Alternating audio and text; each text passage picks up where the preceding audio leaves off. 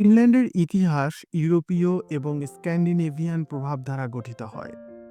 প্রাচীন যুগে ফিনল্যান্ড প্রাথমিক মানব বসতি স্থাপন শুরু হয় প্রায় ৯,০০০ খ্রিস্টপূর্বাব্দে।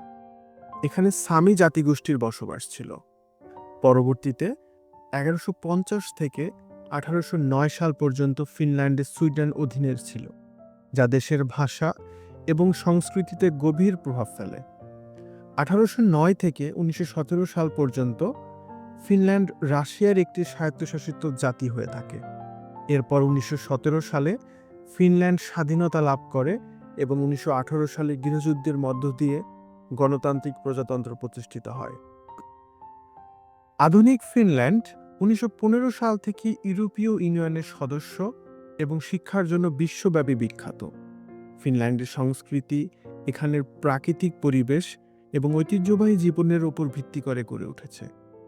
ফিনিশরা মিডসামার ফেস্টিভ্যাল, ক্রিসমাস এবং ন্যাশনাল ইন্ডিপেন্ডেন্স ডে বিশেষ উৎসাহে উদযাপন করে থাকে।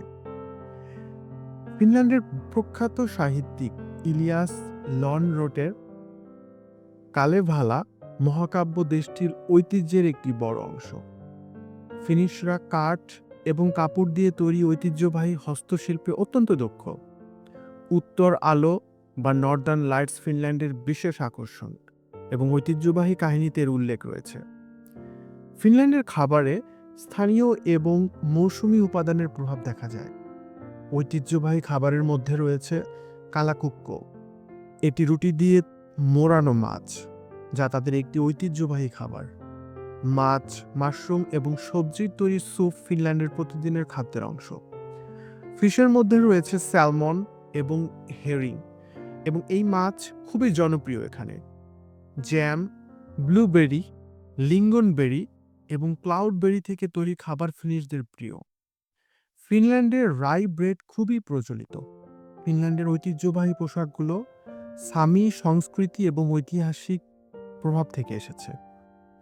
সামি পোশাক হলো এমন যে এটা একটা রঙিন পোশাক এবং অলংকৃত এবং স্থানীয় আবহাওয়ার জন্য অত্যন্ত উপযোগী। এটি চামড়া, পশম এবং কাপড় দিয়ে তৈরি। উৎসবের পোশাক হিসেবে ঐতিহ্যবাহী অনুষ্ঠানে ফিনিশরা সাদা এবং উজ্জ্বল রঙের পোশাক পরে থাকে। তবে আধুনিক পোশাক হিসেবে ঠান্ডা আবহাওয়ার জন্য এখানে উলের কাপড় এবং জলরোধী জ্যাকেট ব্যবহৃত হয়। প্রাকৃতিক সৌন্দর্যমণ্ডিত ফিনল্যান্ডে গড়ে প্রতি বছর প্রায় ৭ থেকে ৮ মিলিয়ন আন্তর্জাতিক পর্যটক ভ্রমণ করতে যায়।